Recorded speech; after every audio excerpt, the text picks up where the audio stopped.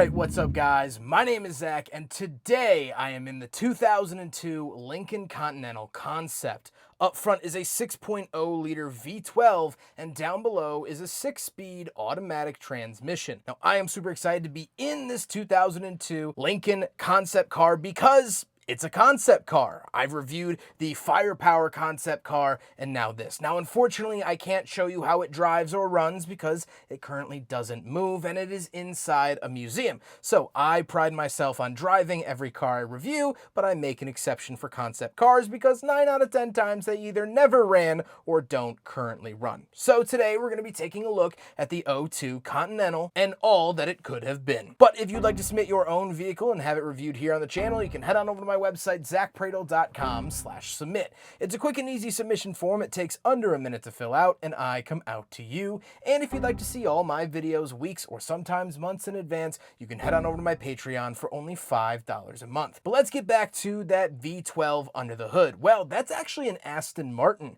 V12. And the reason for that is A, they wanted this to be a big flagship vehicle, but B, the Ford Motor Company actually owned Aston Martin in this era. So they were able to ring them up and pretty easily get a V12 from one of their vehicles. Now, Edsel Ford II wanted Lincoln in the 2000s to become more of a Bentley, Rolls-Royce type maker, and so a V12 is what they fitted under the hood. Like I said, paired to it is a 6-speed automatic transmission. I assume this would have been pulled off the shelf from the other Ford products of the era. Nothing too crazy, but it does have a pretty funky shifter. Last but not least, the Continental Concept is rear wheel drive. So with that stuff out of the way, let's talk about the interior. Well, in front of me, I have 4 unlabeled gauges. I assume fuel, coolant, speedometer, and tachometer were some of these, but again, they don't work and they have never been labeled, nor have they ever worked. So they were just for show-off purposes. Funny enough, on the steering wheel on the left, we do have our cruise control options, and off to the right, we have volume and seek track. They went through the trouble of actually putting these labels on the steering wheel. However, I doubt they ever worked. As a matter of fact, I can tell you because I'm pressing them now and nothing's happening. They don't even press inward. There's just little divots to make it look like buttons. They're not real buttons. Off to the left, we do have headlight switch as well as some dimmer switches, and moving out of the door, we don't actually get anything. However, the doors themselves are very interesting. They're actually hydraulically powered. They are hydraulic doors, and they've since stopped working over the last 23 years, but that's okay. Moving into the center, I imagine we would have had some type of infotainment display, although this was 2002. This was way before screens were really even in cars. But down below, we do have some radio dials. We have mode, AM and FM, CD, and DVD. So one would assume, again, there would have been a screen up at the top, as well as this big selector dial. And down below, we have our climate controls, temperature off to the left, temperature also off to the right, so one can assume that would be dual zone climate, AC buttons, and where to send it down below. These buttons actually do press. Then we have what looks like would be an opening cubby for like a 12-volt outlet or ashtray. Unfortunately, it does not open. It's just for show. And off to the left, we do have the ignition, push button ignition, which was very nice. And again, not the status quo for 2002. Moving back to the center console, we do have the hazard switch and shifter in the center. And then we have 4 buttons for what I would assume would be the 4 door handles, or essentially like door poppers. Again, hydraulic doors, but it since does not work. And then we have 4 window switches in the center as well. We also have a park button, and then we have buttons for navigation, telephone, concierge, and assistance. I assume concierge would either be some type of scent or massage seats or something of that nature. At least in modern cars, that's what concierge usually means. Then we do have this big button in the center. No idea what that does. And a center console that I don't think is supposed to open, but it interestingly does. And of course, because this is a concept car, there are no cup holders because those aren't pretty. They're functional. The production model probably would have had a cup holder, but unfortunately this does not. Now, the seats. The seats are finished in this very taut white leather, and as we learned with the Chrysler Firepower concept, they are incredibly uncomfortable. These are basically just stretched fabric over wooden seats, or some type of hard material. They're not comfortable. They were never meant to be comfortable, but they needed to hold their shape throughout many years in different shows. This was shown at Quail one year. This went to several auto shows, and so it needed to hold up and maintain its shape, and it does, but just at the price of my lower back. However, for the first time, we do have back seats in a concept car, so let's go take a look back there. All right, so as I mentioned, these doors don't really work anymore.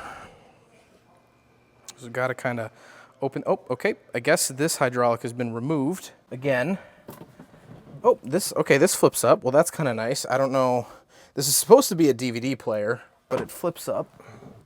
We can close these doors. These doors don't have the hydraulics installed. I forgot they took them out, and then now they don't close anymore. You know, concept cars are super cool, but they're always so janky because they're just meant to look nice, and that's it. I do have this fold-down DVD player. In the center, you do get your power window switches, some selector dials, and I guess air conditioning. At least they're the same knobs as the air conditioning. Maybe this would have been temperature control. It does say 18 degrees Celsius and I believe 21 degrees Celsius, so maybe that's some temperature settings. Another center console that isn't supposed to come out, but does. Ooh, interesting. Over my shoulder, this here says snacks, coffee, water, and soda. So maybe this would have had some type of soda fountain or water fountain. Again, really, really weird. And you could see it has these fake little, oh, the buckle of the seatbelt actually came off because these seatbelts aren't real. So very, very cool to see all of this. This was a vision that Lincoln had for their vehicles of something so luxurious to have snacks, water, coffee, and soda on board. Absolutely love that. We do get some venting up here, obviously doesn't work, but then hopping around the very back, the trunk is another cool story. It kind of comes out and up, something that never would have made it to production, but also they had this matching luggage to kind of show off what kind of luggage space they wanted. You know, you would get chauffeured to the airport or something like that in a vehicle like this, which is super, super unique. However, again, the trunk does not work anymore, so it is stuck in this up position. Now we gotta talk about the looks, and unfortunately I can't really show you a whole lot of the car because it is parked between two pillars, and again, it doesn't run nor move. But I'll be heavily relying on some press photos from the era, and the styling is pretty nice. They wanted that long sloping sedan, and I think they accomplished that very well. And if you look at the front end, you might associate that with modern Lincoln. That actually wasn't what modern Lincoln looked like. Here are some Lincolns from this era, and as you can see, the front end was very different, but they later adapted this front end style for some of their later products. So you can see the whole point of a concept is to kind of direct the company in a certain way, not necessarily build this exact car, but put them in some certain way, and that's what this front end definitely did for Lincoln styling back in the early 2000s. With all of that being said, let's get on to my final thoughts. What do I think sitting in and reviewing the 2002 Lincoln Continental concept car? Well, I have two final thoughts. First of all is the fact that this is a big regal sedan. This was something that could have fought with Bentleys and Rolls-Royces of the era. And the reason for that is that in the 2000s, Edsel Ford II, Henry Ford's grandson, had this vision for Lincoln that he wanted it to be something that could fight with Bentley and Rolls-Royce. He wanted that competitor. He wanted Lincoln's name up in lights. And I know this because I talked to one of the auto show booth designers from that era, and he said he kept getting emails and asks from Edsel Ford II. He wanted these dog statues at the booth. He wanted the booth to feel like it was an expensive mansion and things like that. So that was a direction that Edsel Ford wanted to take the vehicle, or Edsel Ford II. This car never came to fruition, and actually the Continental name after 2002 wasn't used again until 2017. So this nameplate remained dormant. Why didn't they build this? Why did they had the Aston Martin V12? That is a production motor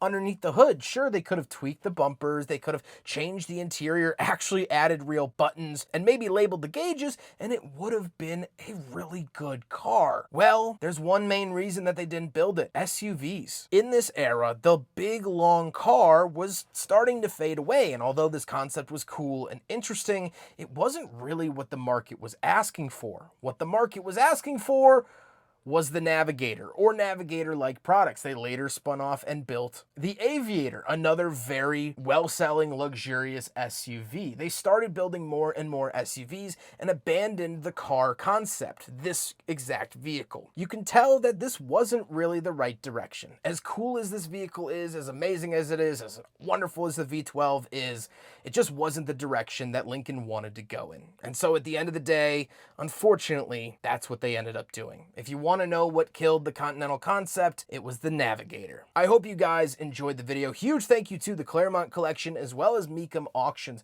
for letting me review the '02 Continental concept. What an amazing, amazing piece of automotive history, and one of those big what ifs. What if they had built this? I think it would have been quite good. Claremont Collection is closing and Mecum is actually selling off their vehicles, so you can bid on this vehicle the weekend of September 19th, 20th, and 21st if you would like to own the Lincoln Continental concept. But I hope you guys enjoyed the video. Don't forget to rate the video, comment on the video, and subscribe if you really liked it.